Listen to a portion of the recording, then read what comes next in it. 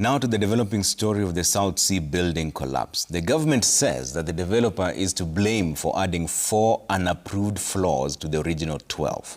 Lands, Public Works, Housing and Urban Development Cabinet Secretary Alice Wahome says preliminary investigations reveal clear violations of the approved plans, with the developer failing to follow due process. The developer and contractor, Abian Consulting Limited, disputes those claims, insisting that the project was supervised at all times by licensed architects, engineers and government agencies. Meanwhile, the search and rescue operation for the missing security guard still continues. Gatete Njoroge has the details.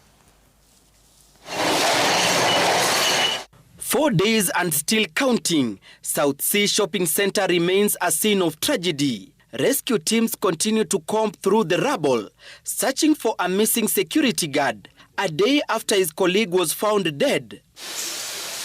With questions lingering over what caused the collapse, Lands, Public Works, Housing and Urban Development Cabinet Secretary Alice Wahome says it is a stark case of impunity catching up.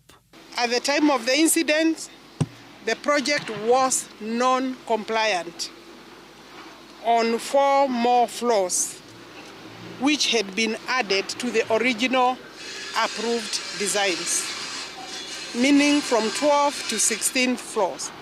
That is the beginning of the problem. With all indications pointing to a possible case of professional negligence, Cabinet Secretary Alice Wahome says the response will go beyond arrests and prosecution, warning that those responsible could also be stripped of their professional licenses in a bid to clean up an industry long plagued by allegations of malpractice. I will deregister if I'm told that the contractor was the problem. I will deregister the contractor.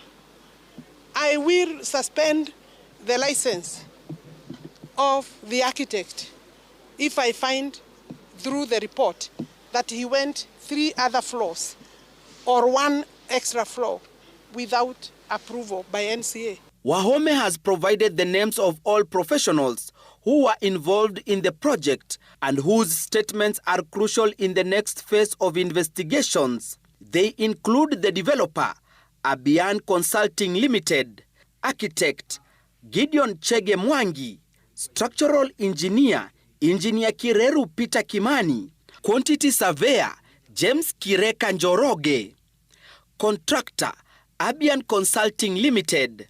The government says it carried out 4 quality assurance inspections in 2024, the last being in August. When the building then was at the 3rd floor, it was reportedly within the approved plans.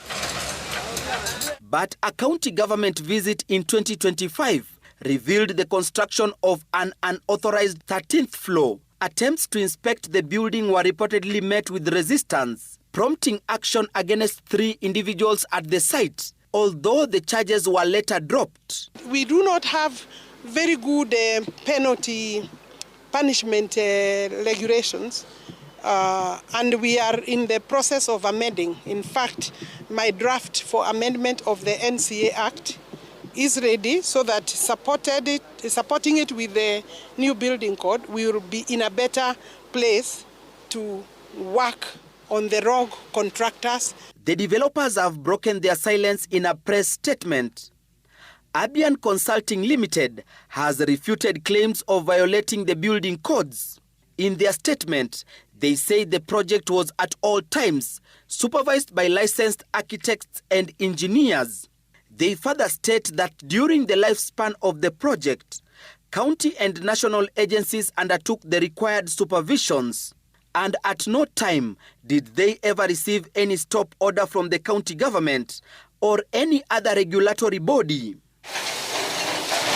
Gatete Njoroge.